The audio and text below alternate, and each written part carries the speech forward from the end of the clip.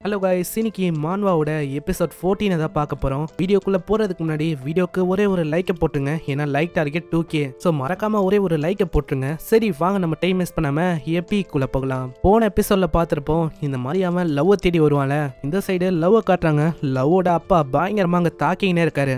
தாக்கும் போதெல்லாம் அவளுக்கு ஒரு முறையும் பழைய விஷயம் தான் ஞாபகம் வருது. ஏன்னா இந்த மாதிரி தான் சின்ன வயசில் ரொம்ப லவ் கொடுமை பார்த்திருக்காங்க. அந்த விஷயம்லாம் அவளுக்கு ஞாபகம் வருது. அங்கே லவ்வால் எதுவுமே பண்ண முடியல. அவள் ரொம்ப வீக்கா அங்க பாத்துக்கிறா. முன்னாடியே அங்க அப்பாவும் கேக்குறாரு, ஆமா அந்த சைலன்ஸ் நக்கல்ஸ் அது வந்து எங்க தான் இருக்கு, அது நீ தர போறியா இல்லையா? ஆனா ஏதோ ஒண்ணு உன்னை நாங்க ஃபைனலி கண்டுபிடிச்சிட்டோம். நீக்கு அப்புறமா நாங்க வந்து ஓம் வழியா நிறையவே பணத்தை சம்பாதிக்க முடியும். இதே வார்த்தையை கேட்டு கேட்டு நான் வந்து ஒரு மாதிரி ரொம்ப இதுவாயிட்டேன். அங்க பின்னாடியே அவங்க அம்மாவை சொல்றாங்க, இது வந்து ஒரு கேம் தான், உன்னால எதுவுமே பண்ண முடியாது எங்களை. ஏன்னா இது ஒரு கேம் உலகம். உன்னால என்ன கோர்ட்டுக்காக போக முடியும், இதுக்காக உன்னால ஓட முடியாது, ஒளியவும் முடியாது. ஏன்னா நம்ம எல்லாருமே ஒரு ஃபேமிலி. அதை என்ன வந்துட்டியா, என்ன பண்றது? அந்த பழைய உலகத்துல இருந்து தப்பிக்கணும்னு சொல்லிதான் இந்த உலகத்துக்கு நான் வந்தேன். அந்த நரகத்துல இருந்து தப்பிச்சிட்டேன் அப்படின்னு நான் யோசிச்சேன். நான் அந்த சாத்தானுங்க அவங்க வந்து திரும்பவும் வந்து என்ன தொல்லை பண்ண ஆரம்பிக்கிறாங்க. ஏய் என்ன நீ என்ன ஒரு முட்டாளா? நீ வந்து இப்போ கேமை ஸ்டாப் பண்ணிட்டு அப்படியே வெளியும் போக முடியும். ஆமா நீ வந்து யாரு? உனக்கு எவ்வளவு தைரியம் இருக்கும் அதுக்கு இங்க வந்து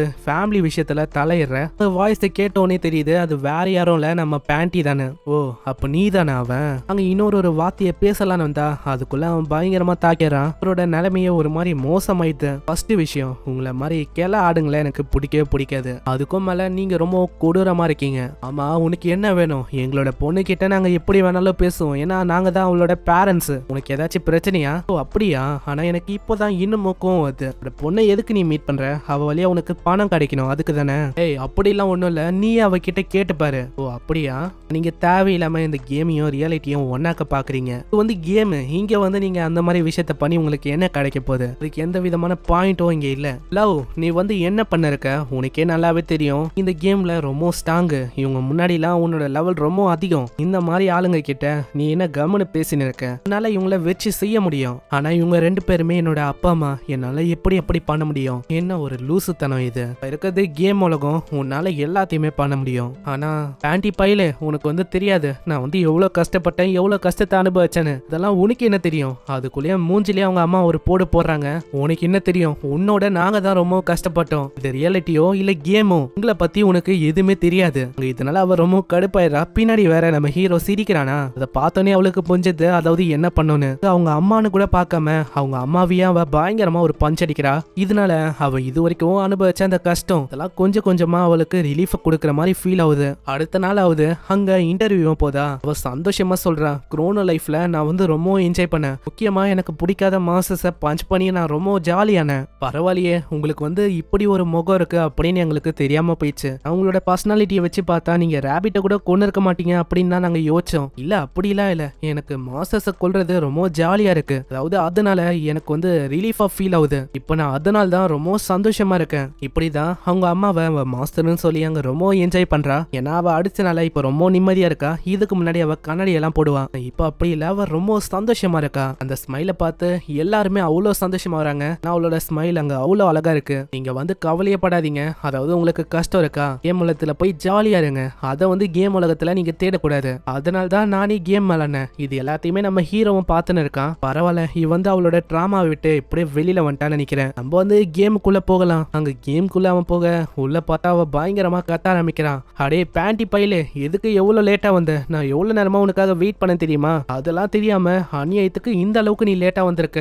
என்ன மன்னிச்சிருங்க, நான் வந்து உங்களோட ஷோவை பார்த்துன்னு இருந்தேன், அதுக்கு தான் லேட் ஆயிடுச்சு. அது எப்பயோ ரெக்கார்ட் பண்ண ஷோ, அதை வந்து நீ இப்ப பார்த்துன்னு இருக்கியா? ஆனா இந்த வாட்டி ஏதோ நான் உன்னை மன்னிச்சு வர்றேன். திரும்பவும்லாம் லேட் பண்ணிருந்தேன்னு வச்சுக்கேன், அவ்வளவுதான். ஏன்னா இதனால எனக்கு ரொம்ப கடுப்பாகுது. சரி நான் வந்து அடுத்த வாட்டி லேட் பண்ண மாட்டேன். கேட்கும் போது அவங்களுக்கு கொஞ்சம் சந்தோஷமா இருக்கு. இப்போ நான் ஒத்துக்கிறேன். அதுக்கு பதிலா நீ என்ன தெரியுமா பண்ணும்? நீ வந்து என்ன தூக்கின்னு போகணும். அதாவது ஸ்டார்டிங்ல நம்ம ஹீரோ வந்து கேட்டிருப்பான்ல, என்ன வந்து தூக்கின்னு போ, கேரி மீன்னு. அதே மாதிரி தான் இப்போ இவ்வளவு சொல்றேன். ஏன்னா இந்த கேமுக்கு நான் புதுசு மாதிரி தான், சோ எனக்கு ஹெல்ப் பண்ணு. என்ன வந்து தூக்கின்னு போவியா மாஸ்டர்? இந்த போட்டோவை பார்த்து நம்ம ஹீரோ கொஞ்சம் உருகி போயிடறான். சீன்ல குரோனோ உலகத்தோட நிறைய கில்ட காட்டுறாங்க. அங்க ஒரு கில்டு இருக்கு, அதுல வந்து ஏகப்பட்ட ஆளுங்க இருக்காங்க. குரோனோ லைஃப்ல இது வரைக்கும் டாப்பா ஒரு 5 கில்டு இருக்கு. இதுல ஒவ்வொன்னுத்துக்கும் ஒரு விஷயம் ரொம்ப அதிகமா பேசப்படும். ஒன்னு ஸ்ட்ரென்த், இன்னொன்னு அவங்க செய்யற வேலை, அவங்களுக்கான ரெப்புடேஷன், இந்த மாதிரி விஷயம் தான். ஆனா எல்லா கில்டையும் கம்பேர் பண்ணா ஒரு கில்டு வந்து எல்லாத்தையும் ஓவர்டேக் பண்ணி முன்னாடி போயிடுச்சு. அந்த கில்டு தான் ராபின் ஹுட் கில்டு. கில்டுக்குன்னு ஒரு ரெப்புடேஷன் இருந்திருக்கு.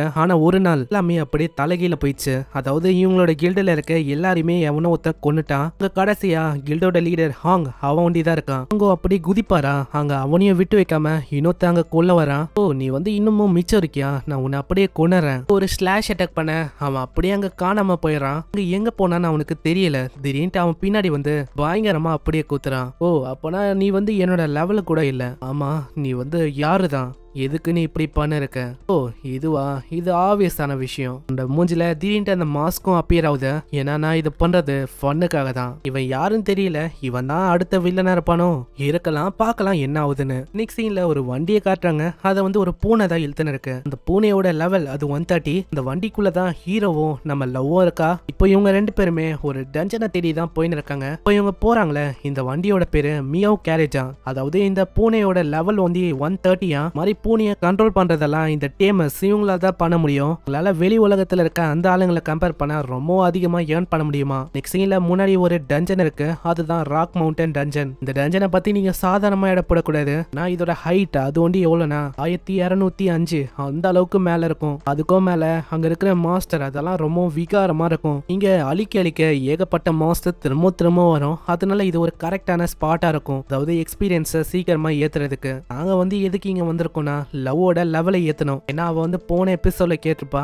என்ன மாஸ்டர் நான் வந்து நீங்க கேரி பண்ணிக்க மாட்டீங்களான்னு. அதனால தான் நாங்க போறோம், ஏன்னா நாங்க லெவலை ஏத்தணும். அதுக்கப்புறம் தான் ஒரு விஷயமே ஞாபகம் வரும். இவன் கையில ஒரு நக்கல்ஸ் இருக்கும். வந்து அவன் கொடுத்துருக்க மாட்டான். ஏன்னா ஸ்கார்ஃபை கொடுக்கும் போது அது அவளோட கையில இருந்திருக்காது. அப்புறம் தான் ஆளுக்கு புரியுது அதை வேற கொடுக்கணும்னு. இதனால கிஃப்டா அப்படியே கொடுக்குறான். இதை வந்து எனக்கு கிஃப்டா கொடுக்குறியா, இது வந்து எனக்கு உண்மையிலே பிடிச்சிருக்கு, கண்டிப்பா இதை ஒரு பொக்கிஷம் மாதிரி பாதுகாக்க போறேன். ஓ அப்படியா, ஆனா உன்னோட ஃபேன்ஸ் சொல்லியா உனக்கு ஏகப்பட்ட கிஃப்ட் வந்து கிடைச்சிருக்குமே. கிடைச்சிருக்கு, இந்த அளவு ஃபேன்ஸோ நீயும் ஒன்னாயிடுவியா? நீ வந்து வேற, ஃபேன்ஸ் வேற. அதனால நான் உன்னை அவங்க கூட கம்பேர் பண்ண மாட்டேன். நீ ரொம்ப டிஃப்ரெண்ட். ஆனா ஏதோ ஒண்ணு, உன்னோட உண்மையான பேரு அது வந்து எனக்கு தெரியல. அது என்னது? நான் ஸ்டார்டிங்ல நான் பார்த்தேன், ஆனா எனக்கு அதுக்கப்புறம் ஞாபகம் இல்ல. அதுக்கப்புறம் உன்னை பேண்டி ஜெட்டி பையன் அப்படின்னு தான் நான் உன்னை கூப்பிட்டேன். அதுக்கப்புறம் எனக்கு எதுவுமே ஞாபகம் இல்ல. அங்க ஒரு சடனான பிரேக்க போட வந்து ஒரு தப்பான பொசிஷனுக்கு போயிடறாங்க. ஹீரோ பார்த்தா கீழேயும், அவ பார்த்தா கைய வேற ஒரு எத்துல வச்சிருக்கா. அதனால அவங்க ரெண்டு பேருமே ரொம்ப பிளஷ் ஆகுறாங்க. இந்த கண்கூடாத காட்சியை யூரஸ் வேற பார்த்துன்னு இருக்கு. முன்னாடியே ஒரு ஊண்டடான ஒரு பர்சன் வருவானா, எக்ஸ்கியூஸ் மீ எனக்கு கொஞ்சம் ஹெல்ப் பண்ண முடியுமா? அங்க இவங்களுக்கு எதுவுமே புரியல. ஆனா இவங்க போற வழி வந்து ஒண்ணுதான் சொல்லி அப்படியே ஏத்திக்கிறாங்க. எனக்கு தெரியல இந்த மாதிரி என்ன ஆச்சுன்னு. திடீர்னு ஒருத்த வந்தா அந்த பர்சனை வந்து பயங்கரமான தாக்கிட்டான். யாரு என்ன அது வந்து எனக்கு சரியா தெரியல. அவன் கிட்ட ஒரு வித்தியாசமான ஸ்கில் இருக்கு. அவனால மத்தவங்களோட ஐட்டம்ஸை அப்படியே காப்பி பண்ண முடியுது. அவன் என்ன தாக்குனக்கு அப்புறம் திடீர்னு அவன் வந்து என்னோட மாஸ்க போட்டுக்கினான். சடனா அவன் வர வச்சான். அதுக்கப்புறம் என்ன ஆச்சு எனக்கு சரியா தெரியல. அவனோட யூசர் நேம் அது வந்து என்னன்னா போட்டி பாய். அதுதான் போட்டி பாயா, இந்த பேரை நான் கேள்விப்பட்டதில்ல. அங்க இதை பத்திலாம் அவங்க வித்தியாசமாலாம் யோசிச்சு பாக்குறாங்க.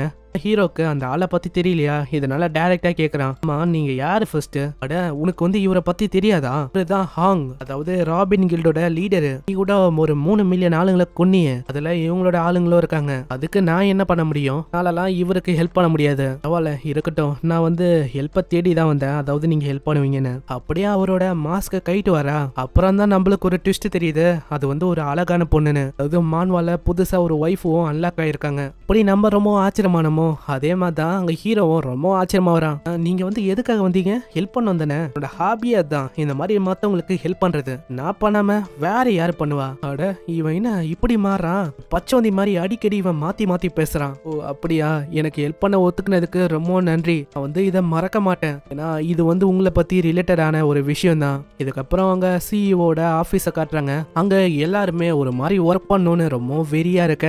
எல்லாரையுமே சாங்னு ஒரு சிஇஓ இருக்காரு, வந்து எல்லாரையுமே அனுப்பி விடுறாரு. நீங்க வந்து போங்க, இது இருக்க வேலையை நான் வந்து பாத்துக்கிறேன், நீங்க நிம்மதியா ரெஸ்ட் எடுங்க. சாங் உண்மையிலேயே நல்லவர். நீங்க பெரிய மனசு பண்ணி எங்களை வந்து அனுப்பிட்டீங்க, எனக்கு ரொம்ப சந்தோஷமா இருக்கு. நெக்ஸ்ட் சீன்ல அவங்க போன அத்த செகண்டே அவர் வந்து ஒரு பெருமூச்சு விடுறாரு.